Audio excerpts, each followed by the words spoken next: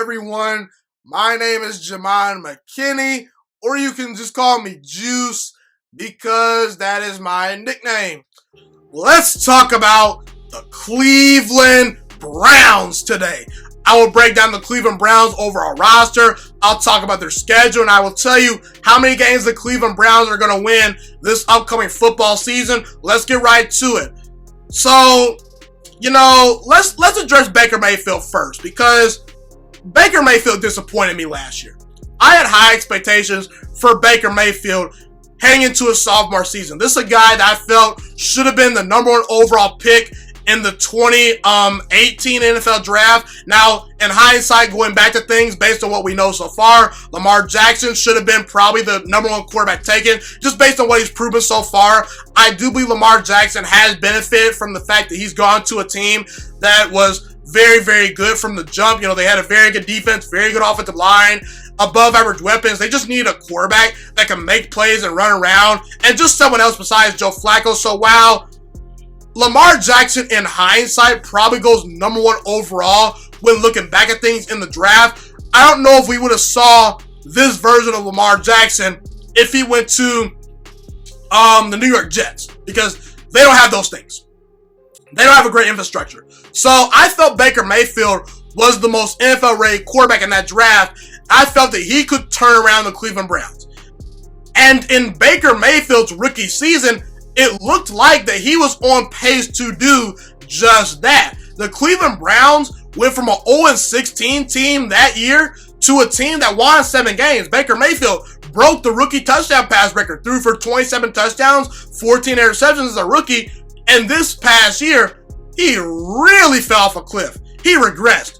22 touchdowns to 21 interceptions and a 78.8 passer rating.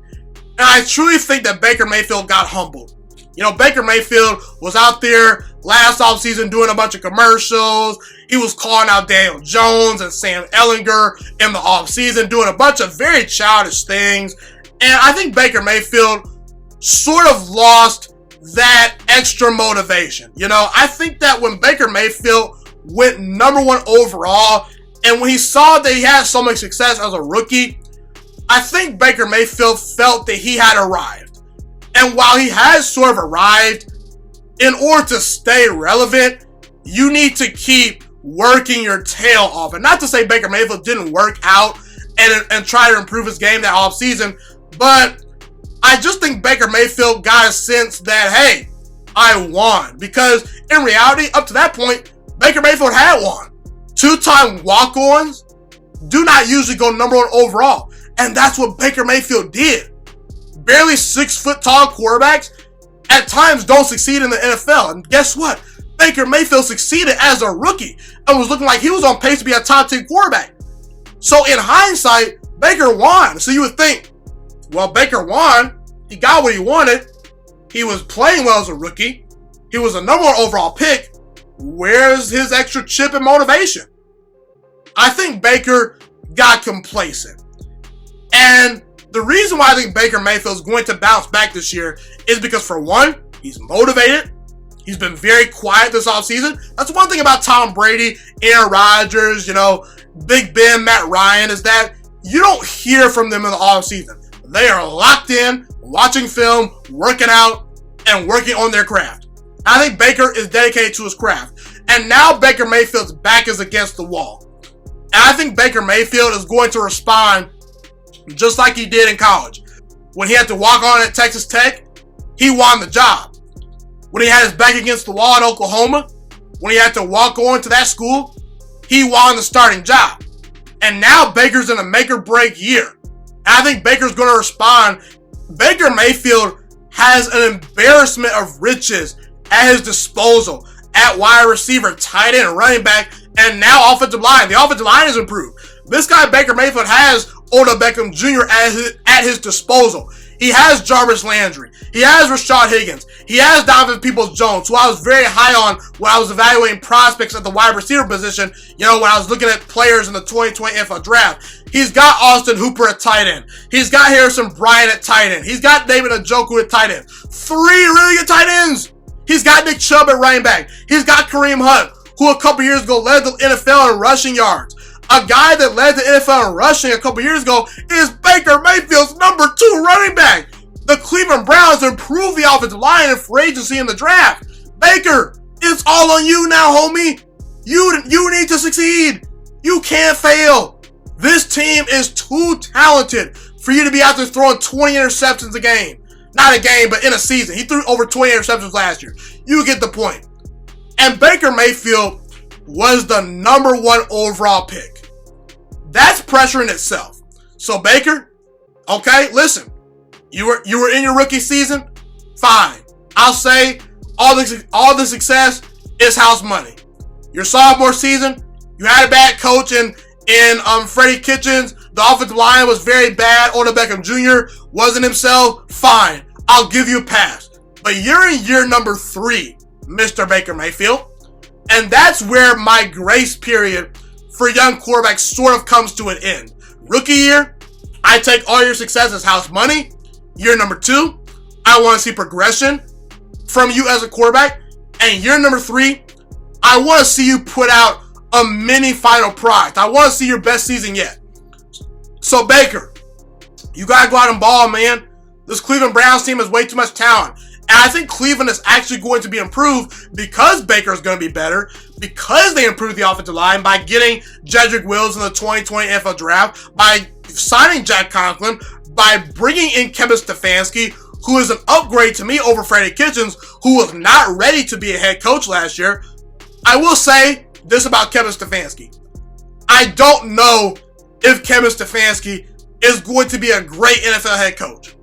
But I will say, I think he's at least ready to be an NFL head coach. This guy has 14 years of experience of coaching in the NFL. Only 1 season as a coordinator. That does concern me.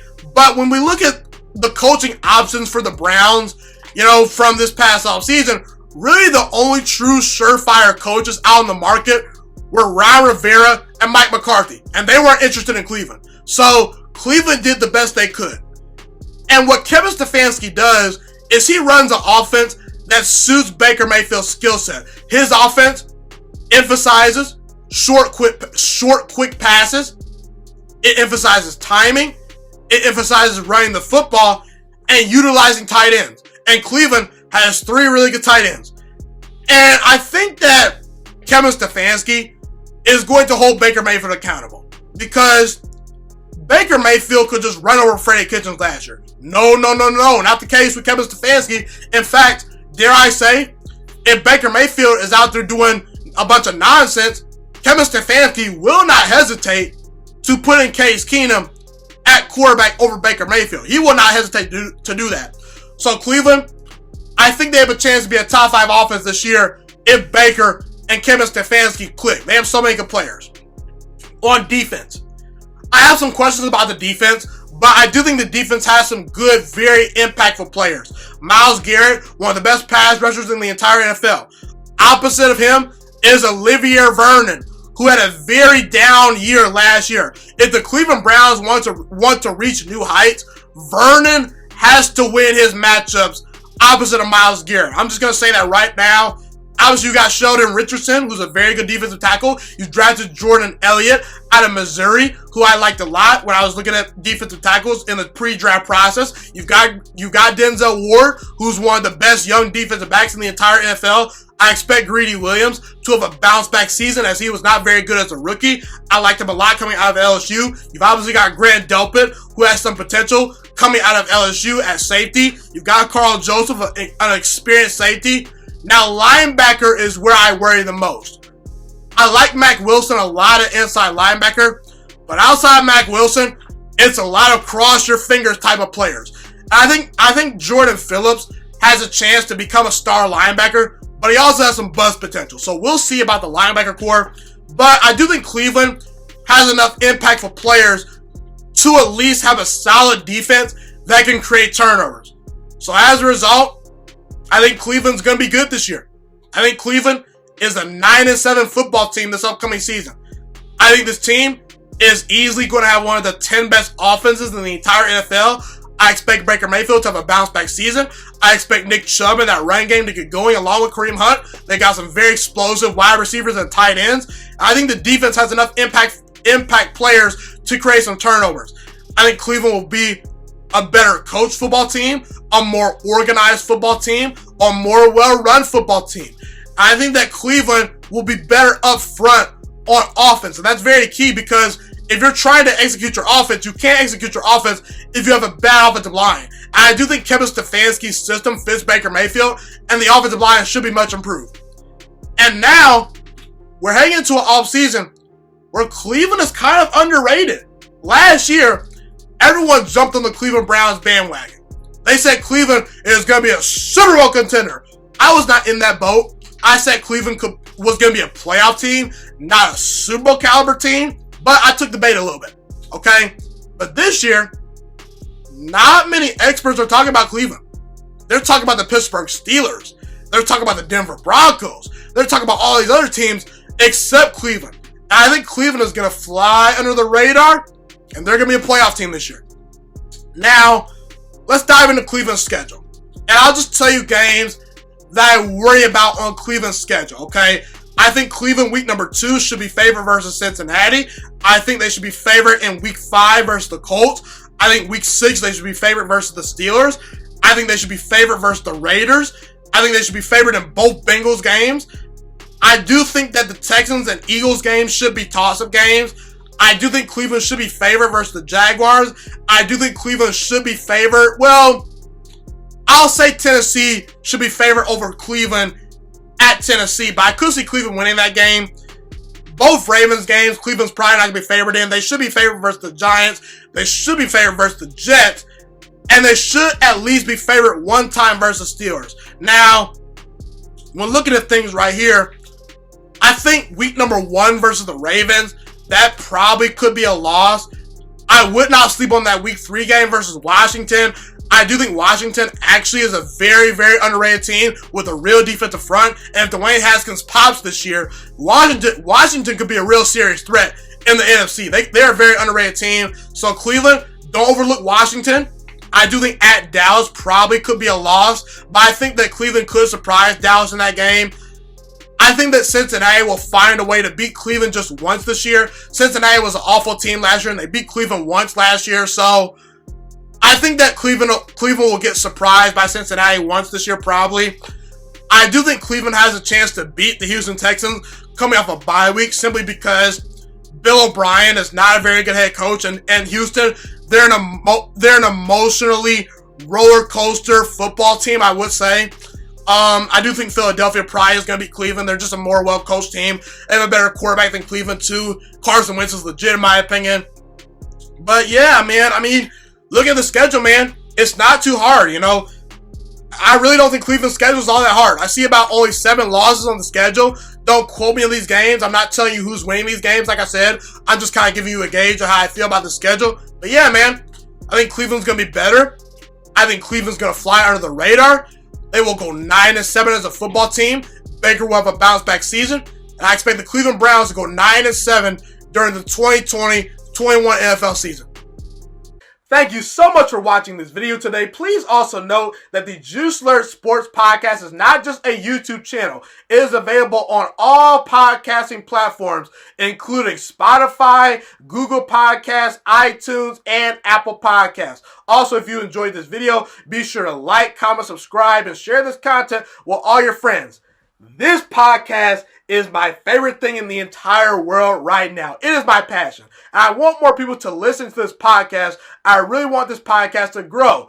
Also, a fun fact about me is that I want to go into the sports broadcasting and media world once I graduate from the University of Toledo, a college in Northern Ohio. I currently am a freshman there right now. I am looking to become one of the next great sports broadcasters and analysts out in the world. And I potentially would like to start my own network if this podcast really truly grows. Or if I fall short of that goal, I would love to work for a big-time network like ESPN or Fox Sports 1. I am open to all networks. So if you believe in my dreams and you see or hear my passion through the screen, be sure to tell all your friends about the Juice Alert Sports Podcast. Stay motivated, you guys. Have a God bless day, and I'm out.